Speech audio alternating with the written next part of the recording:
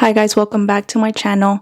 If you're new here, hi, my name's Adi. So happy to have you here. Don't forget to hit the subscribe button and the little bell to get notified every time I post a new video. So today we are going to be talking about the disappearance of a baby Emmanuel Haro. It did start out as a kidnapping case, but there's been a lot of turn of events in the last few days. I'm pretty sure a lot of you guys have already heard about this case, but if you haven't, 7-month-old baby Emmanuel Haro is Jake and Rebecca's son. Jake and Rebecca share 2 kids together, so baby Emmanuel and then a 2-year-old baby girl.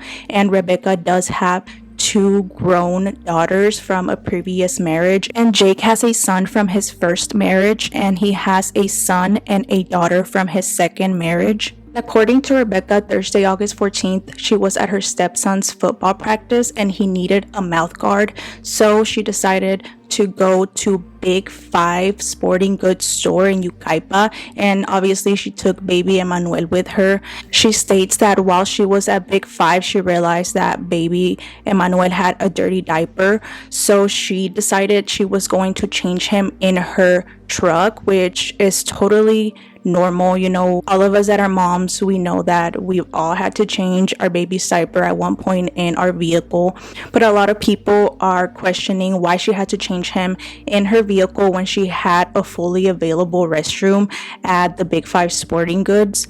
But nonetheless, she decides that she's going to change him in the truck. She lays him down next to his car seat. She then proceeds to get his diaper and wipes, preparing everything to get him changed, when somebody comes from behind her, taps her, tells her hola, and then knocks her out. When she gains consciousness, she realizes that her baby is missing. She looks all around her truck. The baby's nowhere to be found. She's hysterical. She runs into the Big 5 store, asking if anybody saw her baby, if anybody saw somebody take her baby. I came over here, I parked right here in this edge. When I was coming over here, I smelled the baby went to the restroom. It's like, okay, Papa, don't worry, we're gonna change you. I was gonna get the diaper and somebody said hola, and I didn't see nothing since. I woke up right here on the floor, and I didn't see Emmanuel. Rebecca says she woke up with a black eye and her baby gone. She searched around the car, ran into the store, then called 911. Everybody came, the dogs, helicopters. But no sign of Emmanuel and no witness to what may have happened. Whoever took my son, please return him.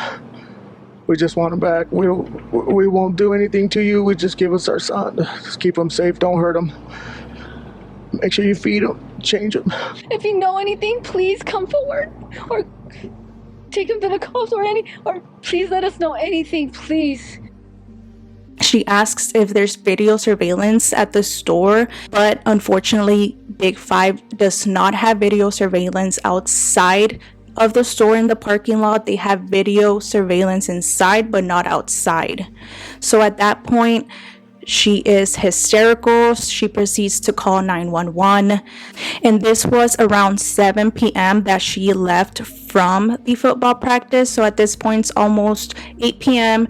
Jake, her husband, realizes that she's taking a while. She's not back. So he calls her and asks her, you know, where she's at, what's going on, what's taking so long. She is hysterical, trying to explain to him that somebody just snatched their baby, and he's just not understanding what she's trying to tell him. So then she gives the phone to the cops, and they explain to Jake that somebody knocked her out and took their baby. And as the police started investigating the kidnapping, they started to notice a lot of inconsistencies in Rebecca's story. And a lot of people online started noticing their weird behavior in interviews, not one tear, like acting it out. Their demeanor was just not that of a parent that just lost their baby. And also, if you watch a lot of true crime, then you probably notice this too. But in the interviews, they refer to baby Emmanuel in the past tense. So he was a healthy baby boy. He was crawling. He was playing with his toys. And obviously, if you've watched a lot of true crime, you know that this is not a good sign. I'm out of the car seat, and I laid him down and so I could get his diapers ready. And somebody said, "Hola," and that's all I remember. And I saw white. And the hearing sound, I fell on the floor, and I said, as I got up, I couldn't find my son. I checked around my truck, and I ran into Big Five, and I asked the lady if she saw a baby or someone with a baby. She said no. It was a happy boy. He smiled. Mackenzie loved to kiss him. He was a healthy baby. He was crawling, he was kicking, and he was playing with his toys. Whoever took our son, please give him back. So obviously everybody started getting even more suspicious. And then a rumor came out that Rebecca had actually gone in to the Big Five store a couple of days before the alleged kidnapping, and she asked if they had any surveillance cameras because somebody had broken into their car. So obviously at that point they told her, no, we don't have any cameras out in the parking lot. So coincidentally, if that rumor was true, she already knew that there was no cameras outside of the Big Five.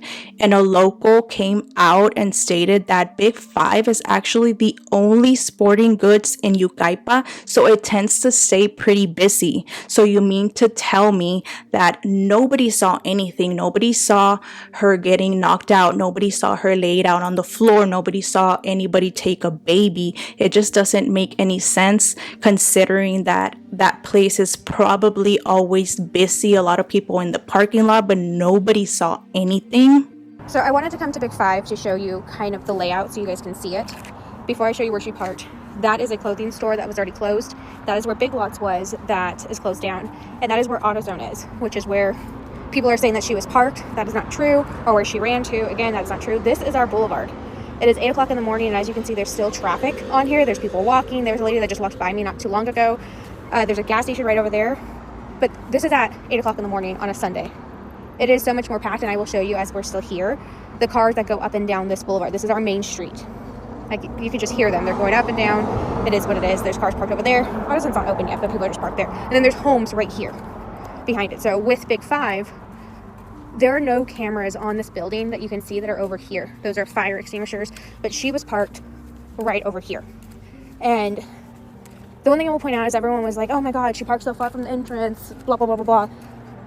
I can't say that that was wrong, because for me, you come in through here. My truck's over there, the driveway's right over there. You come in, and I always park right in these two spots. The door is right there, but usually, like, the people that work here are parked over in this spots. But people are coming and going to this facility because this is the only sporting goods store that we really have in Yucaipa. Unless we want to go to like Redlands or Highland or whatever. This is the only one that we have. But as you can see, as you're looking at this building, there are no cameras on the outside of it. So that is fully correct. The cameras are inside. And it hasn't been released that if they got footage from inside and they know, none of that. Now, there's a jewelry store right behind these bushes, but again, as you can see, it's kind of covered. And even if there were cameras, there is this tree that is in the way right here. So I wanted to show you this so you guys can see. And then as you guys will notice, there's still cars coming up and down this boulevard. There's frequent traffic here, but I'm going to turn around so you guys can see if it avoids showing my car. Coming from this part, there's this huge rose bush right here that would kind of block the view of everyone over here. If I come back over here, if I'm parked right there, and again, I'm not going to speculate that it was wrong for her to park here, because this is exactly where I park when I come. I come to the store way too many times in a week. My children are all in sports, but if you go over here, you can see it kind of blocks a little bit. So I just wanted to show you guys that. And as I was walking away, there's a ton of cars coming in here. As you can see, it just keeps coming in over and over and over. So at this point, the locals were just not buying their story. So in the interviews, Rebecca has a purple eye, and a lot of people started noticing that the purple eye did not seem like a new bruise. It seemed like a bruise that had already been healing for days.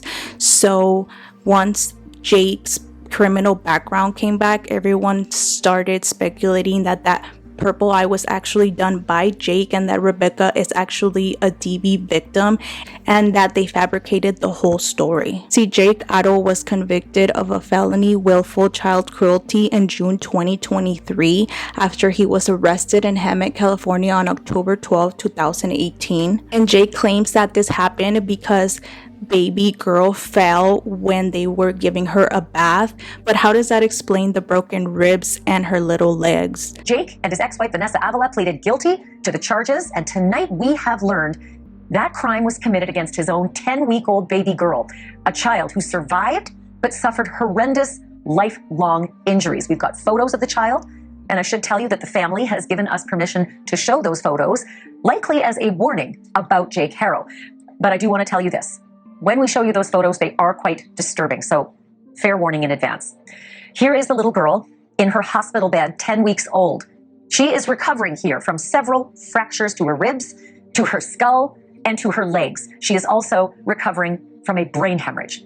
This little girl was eventually removed from the Haro home, and she was adopted by one of Vanessa's cousins. That cousin has cared for this little girl and even renamed her. Her new name is Promise Faith. According to the cousin, Promise is now 7 years old, but take a look at this picture. The damage that she suffered from those injuries was permanent. Promise was left blind. Promise was left unable to walk. Promise was left unable to talk and unable to swallow due to strangulation. We are told from this cousin that Promise has 3% brain function, that Promise needs a feeding tube, and that Promise will need round-the-clock care for the rest of her life. So let's just contemplate this as you see these pictures. Jake Haro, who beat this child, received 6 months in jail and probation afterwards. The same cousin who adopted this little girl, Promise, also took in Jake's oldest son, who she says was born with fetal alcohol syndrome. That child was named after his father, Jake, but the cousin also renamed the little boy. His new name is Carlos. Like, what kind of monster does that to their little baby, 10 weeks old? Thankfully, both of these babies were adopted by the cousin and hopefully in a safe environment. Unfortunately, a little late for Promise, but at least she's getting taken care of now. And on August 19th, Isabel Gonzalez, Jake Haro's ex-wife, filed a restraining order against Jake, prohibiting him from getting near her or their son.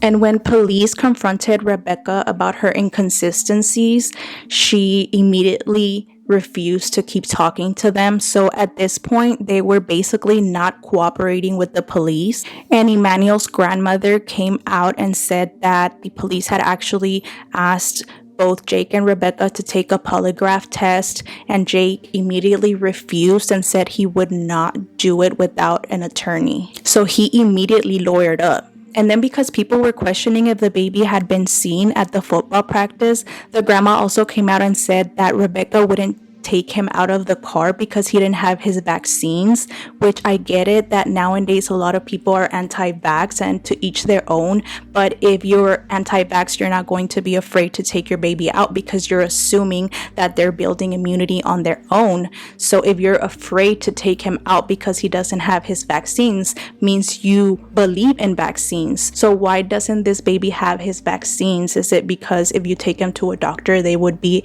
able to see that there's abuse going on? They're not going to hurt that baby. That couple were just homebodies. She's just going crazy, she can't handle it anymore. So obviously they started getting a lot of hate. Everybody was pointing the finger at them. So then Jake's sister comes out in their defense, trying to explain the situation, saying that Rebecca and Jake are good parents and they're devastated because baby Emmanuel is missing.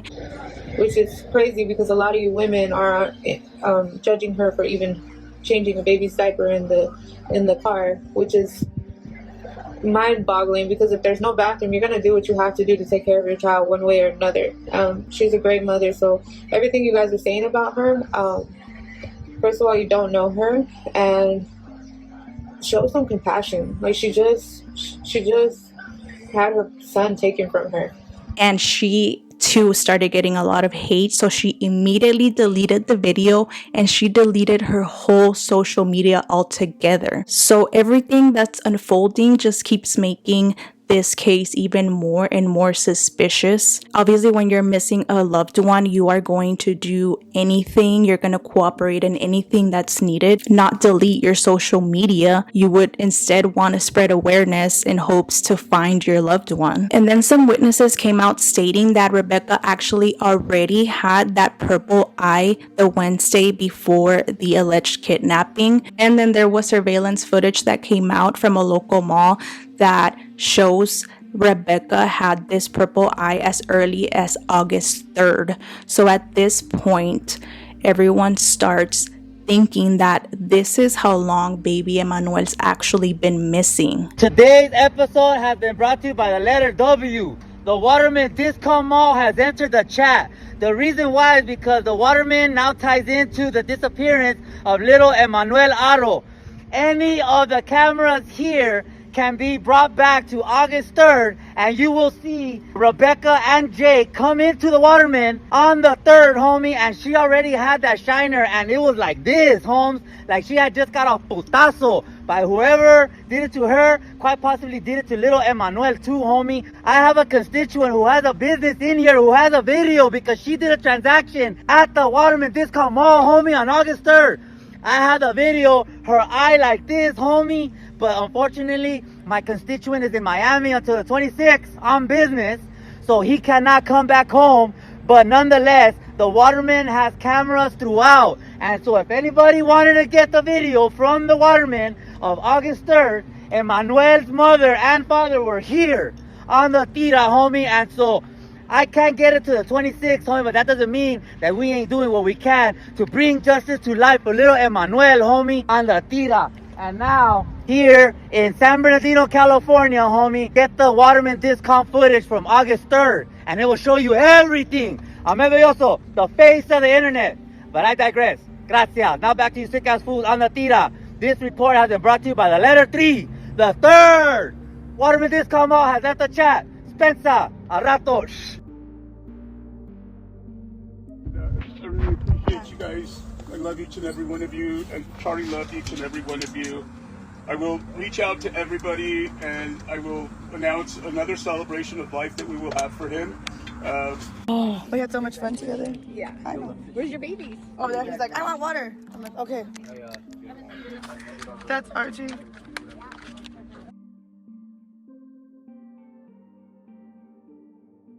Pictures of when little baby Emmanuel was smaller started resurfacing, and if you see the pictures, he looks like a little normal healthy baby boy. And if you see the most recent pictures that have been put out, he obviously looks like he has a disability. He does not look like he had a lazy eye when he was smaller, so obviously now everybody's starting to believe that he has the shaken baby syndrome, which obviously would have been caused by Jake. So with all these inconsistencies going on, the Uvalde Foundation for Kids yanked its $5,000 reward for information leading to Emmanuel being found and ended its own search efforts due to the inconsistencies in the stories and the couple's refusal to engage with them. So at this point, there's no search parties, there's nobody out there looking for baby Emmanuel because it is not believed that he was actually kidnapped. And on August 17, detectives went to the family's home with cadaver dogs, and they allegedly found traces of blood in the home, and CPS removed their 2-year-old from their care. Reports also claim investigators began digging in the backyard, which is a huge backyard, and then they have several suspicious looking blue barrels, and their home is surrounded by so much land and mountains. So this is just going to make the search for baby Emmanuel that much harder because, like I said, at this point, they do not believe this was a kidnapping. Then when investigators went in to collect the video footage from their Ring cameras and the cameras around their home, coincidentally, they didn't have any footage. So it is believed that they deleted all the footage. And a lot of rumors have come out throughout the days. There was a rumor that baby Emmanuel was found in a dumpster. Then there was some rumors that there was some sightings at Kern County and Bakersfield, but obviously all of those have just been rumors and nothing has been confirmed. And you know the internet digs up everything, and it's now come out that Rebecca's brother is serving a 50-year prison sentence for unaliving his girlfriend and staging the scene. James Bushausen, 35, was convicted in July of first-degree murder in the March 15, 2017 death of Jalen Amanda Keith, who was found with a single gunshot wound to the center of her forehead in the bathtub of the Velardo Road apartment the couple shared. Assistant District Attorney Michelle Paradise told jurors that Bushausen rendered Keith unconscious, placed the 27-year-old victim into the tub, then shot her while shielding himself from blood spatter behind a shower curtain. The defendant told investigators, responding emergency personnel, and a 911 dispatcher that Keith had shot herself while he was asleep. Bushausen and his attorney Greg Johnson alleged that Bushausen's alcoholism, in addition to a debilitating illness Keith was suffering from, pushed her to unaliving herself. And then in 2021, Jake's brother, Hector Haro, suspiciously passed away in their home, and Jake and Rebecca were actually investigated for his death. Then Big 5 employees started coming out and stating that Rebecca did not have baby Emmanuel when she came into Big 5. Big 5 employee here, she did not have a baby on the day of the alleged abduction. I was there. Police have interviewed me and many of my co-workers. Big 5 worker here, she had the black eye prior to the alleged incident. A manager did her DV duty of care and asked her if she was okay, and she happily said she walked into a wall and had a laugh. Also, no baby with her.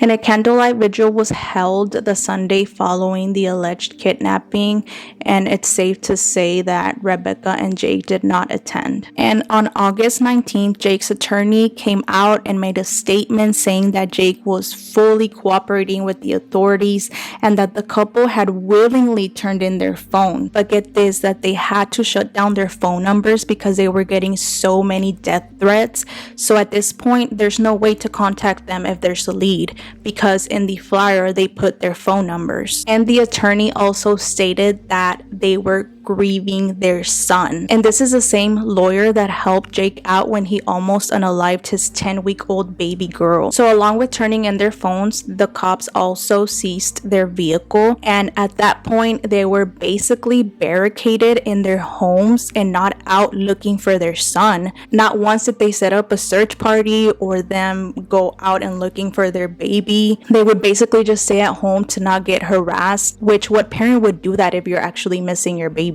And then surveillance footage came out from an establishment next to Big 5, and if you take a good look, you see a vehicle drive up, then wait. Not once do we see the driver door open. Jake's lawyer claims that in this surveillance video you see something fall to the ground, but I personally don't see anything fall to the ground. You just see the vehicle drive up, wait for a little bit. You do not see the door open. You do not see anybody approach the vehicle, and then they leave.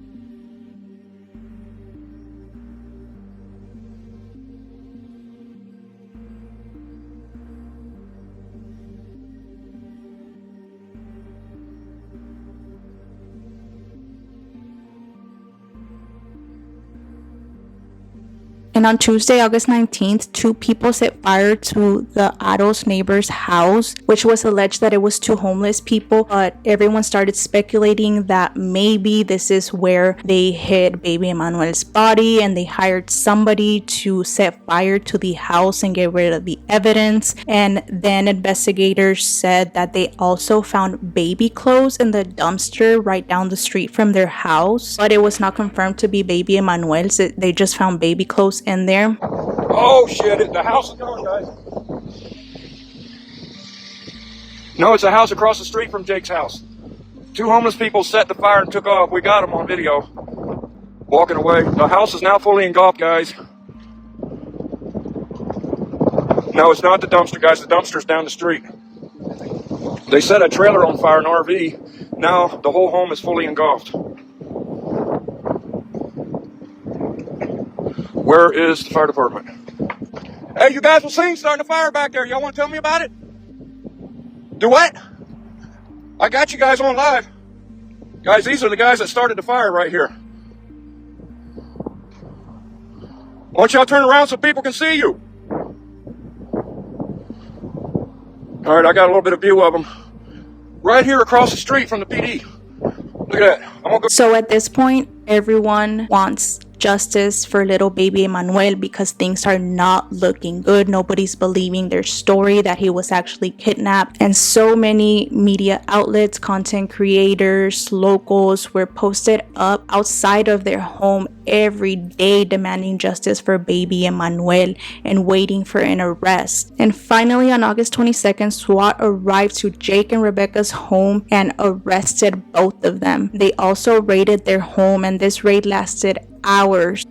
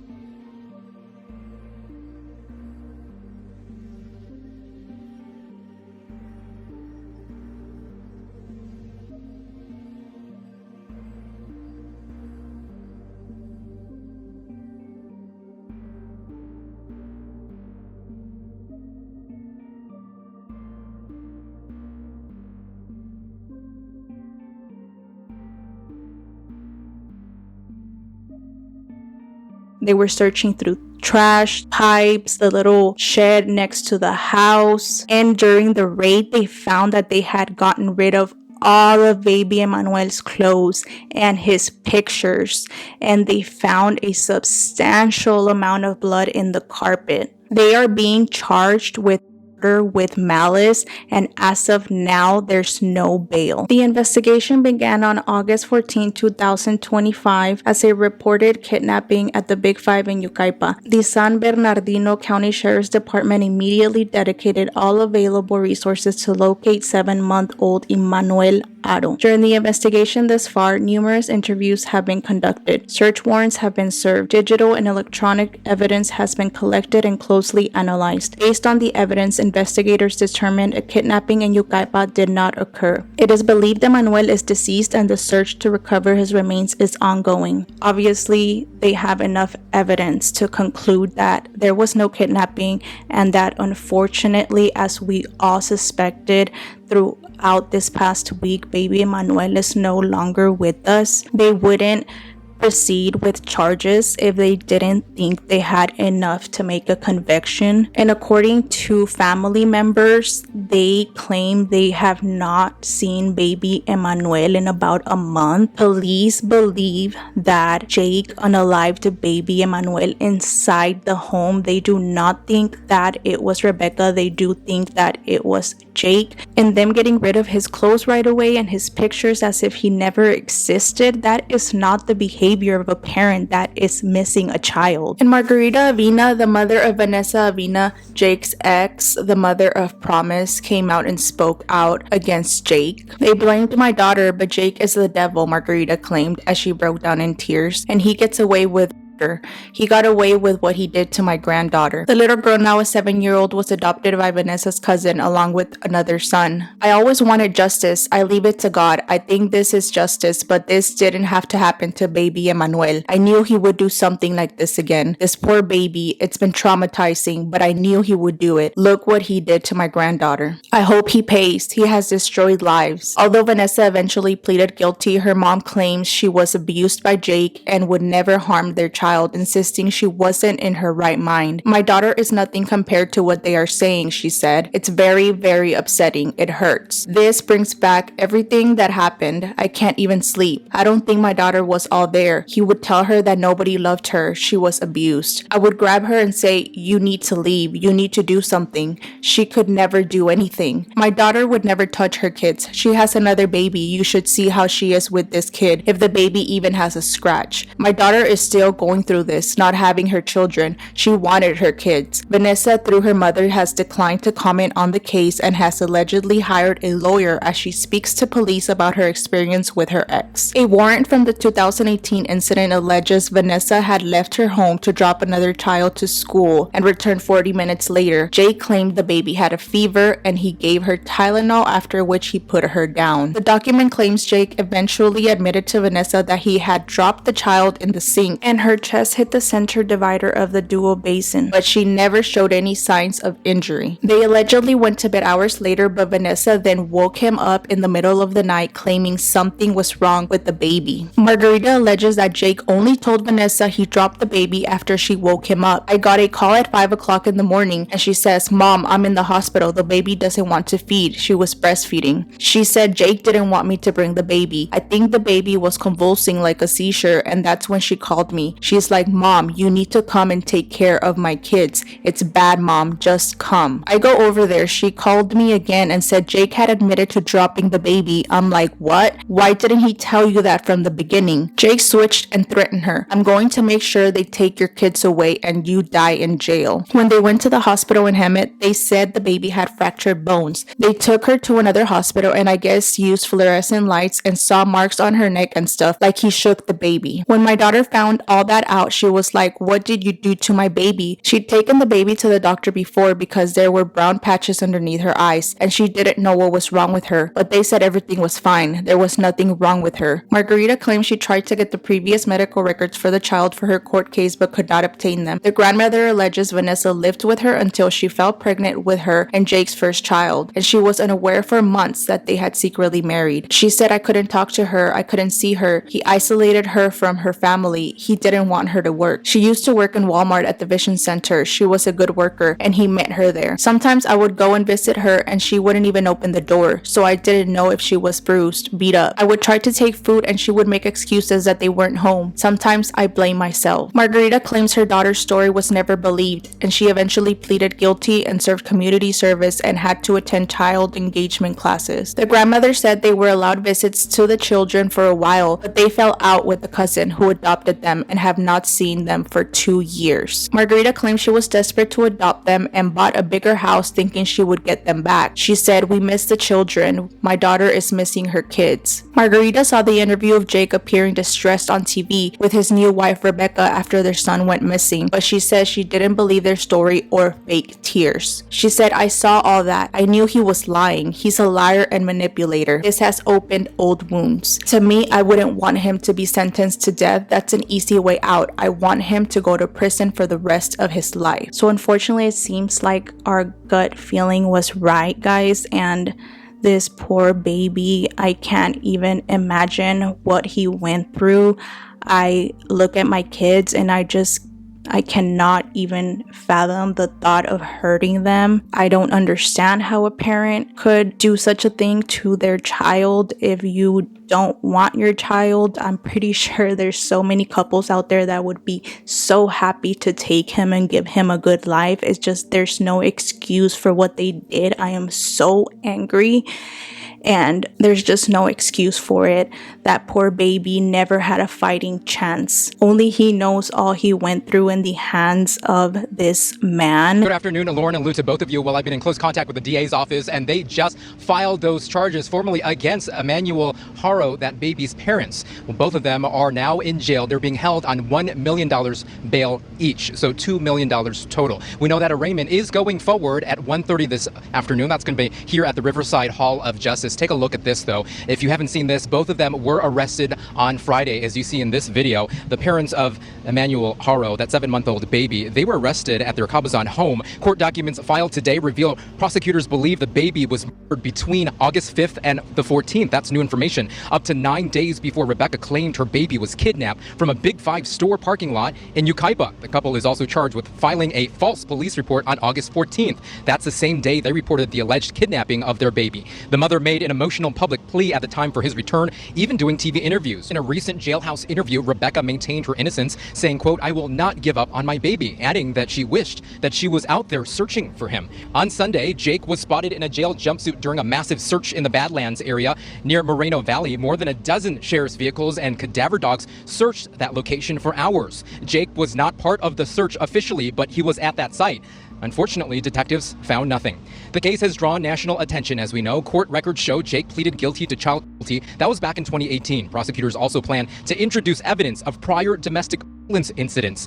Deputies responded to a new child abuse call recently involving the Haros just last Thursday. An eventful day in Riverside as Rebecca and Jake Haro make their first appearance in court. The couple is charged with killing their 7-month-old baby, Emmanuel, and filing a false police report. These charges carry a minimum sentence of life in prison without the possibility of parole. But KTLA legal analyst Allison Treazel says the murder with malice charge makes the couple eligible for the death penalty. It's situations where there's torture or extreme cruelty or something of that nature that would qualify for the enhancement of the malice charge. But we're going to have to wait a bit longer to find out what prosecutors will be pushing for. The parents appeared in court for less than 5 minutes today, each showing up without their own attorneys. Initially, we received word that one or both would have private counsel. It appears that neither have private counsel. We cannot represent both. They say they're hopeful they'll have a new attorney picked out by later next week. The remains of baby Emmanuel have not been found. Obviously, the police would not be making this charge if they weren't pretty much positive that he is no longer with us. It would be a miracle if we found him alive, which obviously that would be the best case scenario, but as of now they have not found him. My thoughts and prayers are just with the family that actually cared about little baby Emmanuel and his siblings that are affected by all of this. It's just so sad, and we will keep up with this case, and I'm just happy that justice was served, and let's hope that that monster never gets out of jail and able to hurt another baby. But what do you guys think, guys? I know a lot of us had a gut feeling that this is how it was gonna end, and unfortunately we were right.